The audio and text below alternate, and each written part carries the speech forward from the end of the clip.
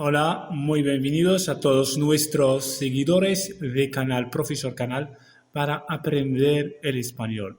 Hoy vamos a ver un curso nuevo, ¿ah? Vamos a ver un nuevo curso que se llama las perífrasis verbales. ¿Ah? En árabe, digamos, uslub al-kinaya. Bueno, las perífrasis verbales son construcciones que constan de dos o más verbos que funcionan como uno solo. يعني هاد البيريفراسيس فيرباليس هي واحد الصيغه كتكون لينا من جوج ديال الافعال او اكثر اللي كيخدموا او لا اللي كيكون الدور ديالهم، يعني واخا كيكونوا مكتوبين جوج ديال الافعال ولكن المعنى ديالهم كيكون بحال راه فعل واحد. مفهوم؟ واخا هما راه جوج ديال الافعال كيبانوا لكم مكتوبين، مثلا نشوفوا امثله مي عندهم المعنى ديال فعل واحد، هما كيكونوا لنا معنى واحد.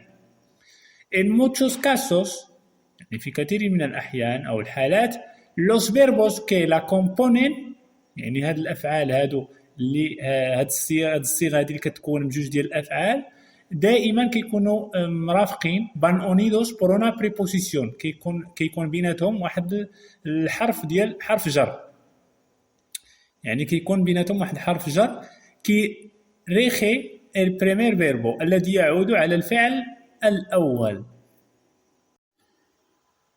Bueno, el primer ejemplo que tenemos aquí es estar por.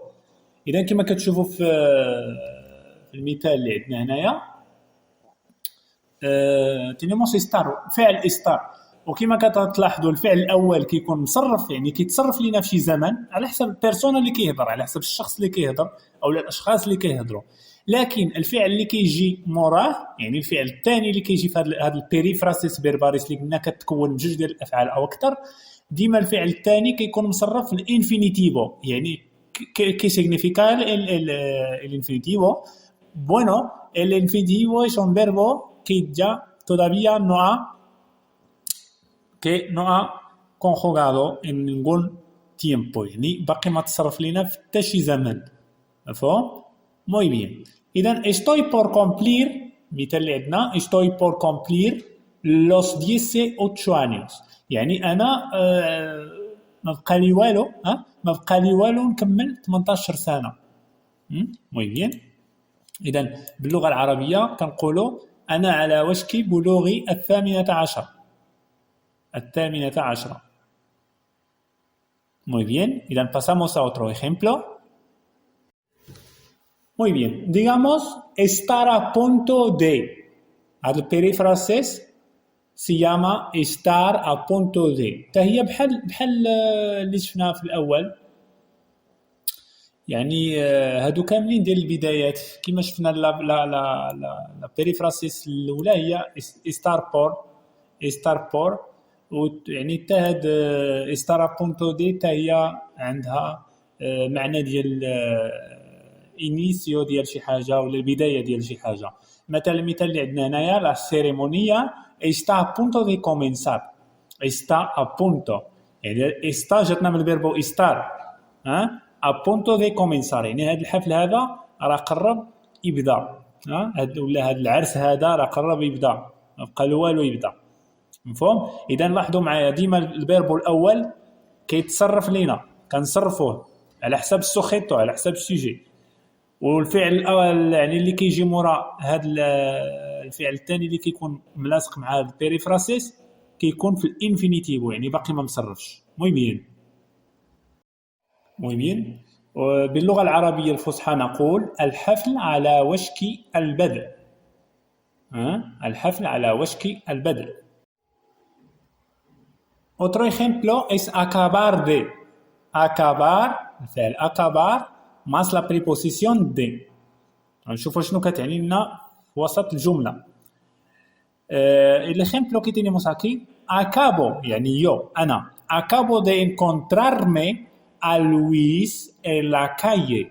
acabo de encontrarme a Luis en la calle، يعني أنا عاد تصادفت معاه غير دابا، يلا دابا تصادفت مع لويس في الشارع، يلا تصادفت غير دابا، يلا تلاقيت مع لويس غير دابا في الشارع. إذا باللغة العربية الفصحى نقول لقد صادفت للتو لويس في الشارع. إذا هذيك أكابوذي كنعنيو بها للتو، يعني غير دابا، يلا دابا هذا باش تلاقيت لويس في الشارع. muy bien.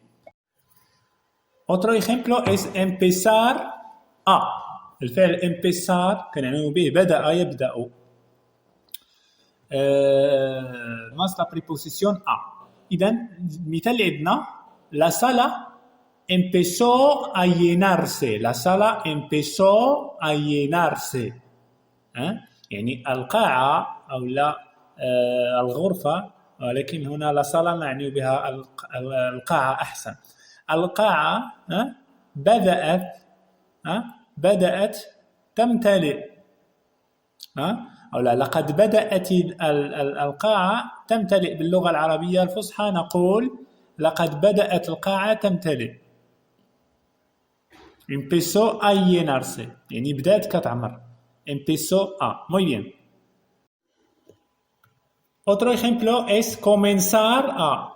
comenzar a تهي عندها معنى بحال ديال empezar a بدأ، يعني عندها معنى ديال البدء. إذا المثال اللي عندنا مارسيلو ha comenzado. le verbe comenzar مصرف لينا في pretérito perfecto en el passé composé en français. Marcelo ha comenzado a estudiar farmacia. بحال كنعنيو بها مارسيلو بدا كيقرا الصيدله.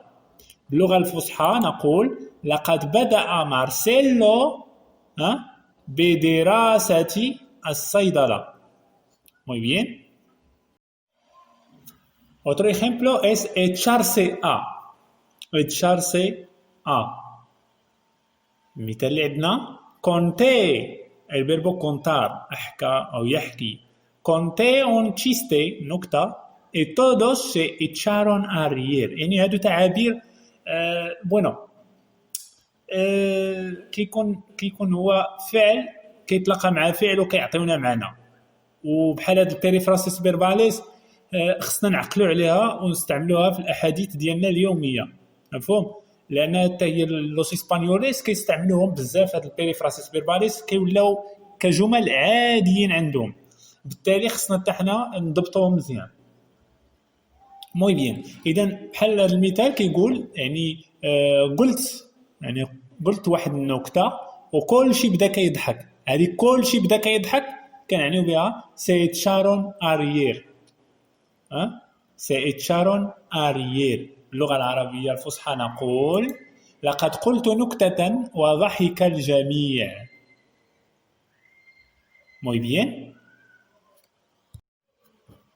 Otro ejemplo es dejar de. dejar كنعنيو بترك شيء ما.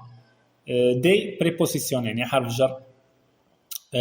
بالنسبة لهذا المثال اللي عندنا que tenemos con el nuevo trabajo dejé de tener crisis de estrés. con el nuevo trabajo يعني بسبب أو بهذا العمل الجديد، يعني بسبب هذا العمل الجديد أو لا بهذا العمل الجديد ما بقيتش كتجيني، ما بقيتش كنطيح في بحال هكا، ما بقيتش كنوقع في أزمات ديال ستريس، أزمات ديال الضغط. بالتالي باللغة العربية الفصحى نقول مع الوظيفة الجديدة توقفت عن أزمات التوتر.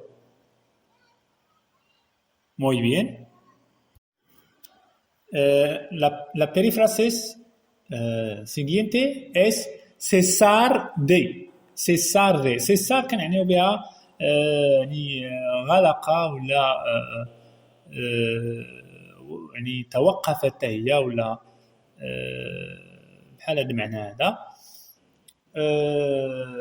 más la preposición de. Entonces los gatos no cesan de pedir atención. Los gatos no cesan de pedir atención. يعني القطط لا تتوقف عن طلب الانتباه، يعني ديما كيبغيو أنك يعني تعطيهم الانتباه ديالك، يعني لا تتوقف. باللغة العربية الفصحى نقول لا تتوقف القطط عن طلب الانتباه. Otro ejemplo es pasar a. pasar a.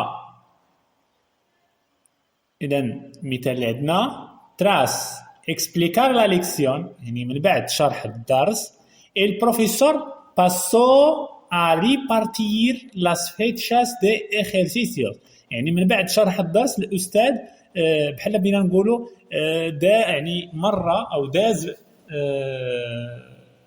أنه يفرق أوراق التمارين أو أوراق الامتحان. مفهوم؟ إذن باللغة العربية الفصحى كنقولوا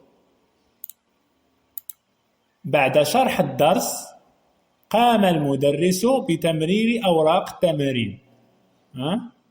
Tras explicar la lección el profesor pasó a repartir، يعني بحال بينا نقولوا داز المرحلة ديال أنه يفرق أوراق ديال التمارين من بعد شرح الدرس. muy bien. مثال آخر acostumbrar a. acostumbrar كان يعني الفعل تعود يتعود. مثال اللي عندنا ماريو acostumbra a dar un paseo después de trabajar، يعني ماريو يعني متعود أنه يدير واحد الدورة أو يتمشى من بعد الخدمة. يعني ماريو acostumbra a dar un paseo. a dar un paseo. acostumbra a dar un paseo. muy bien. باللغة العربية الفصحى نقول اعتاد ماريو أن يتمشى بعد العمل. muy bien.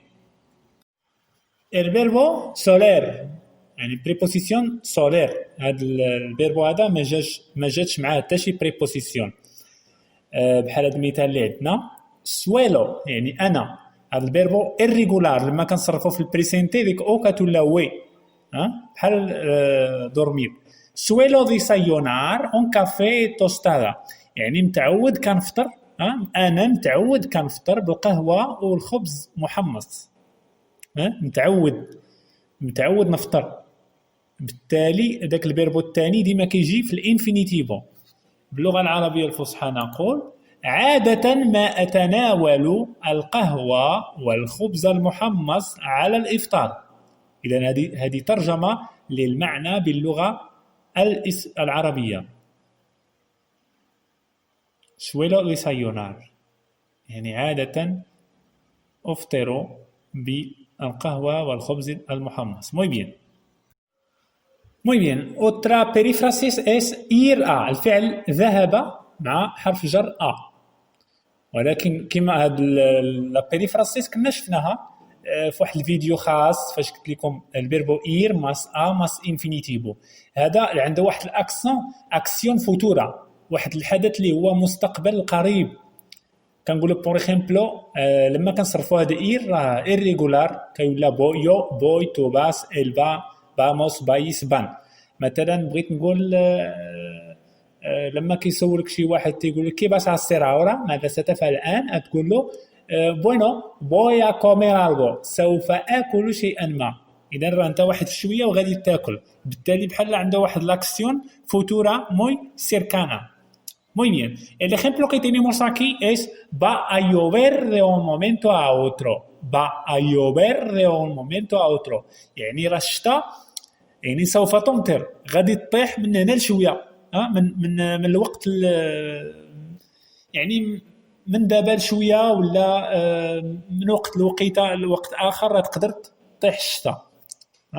بالتالي باللغه العربيه الفصحى نقول سوف تمطر من لحظه الى اخرى.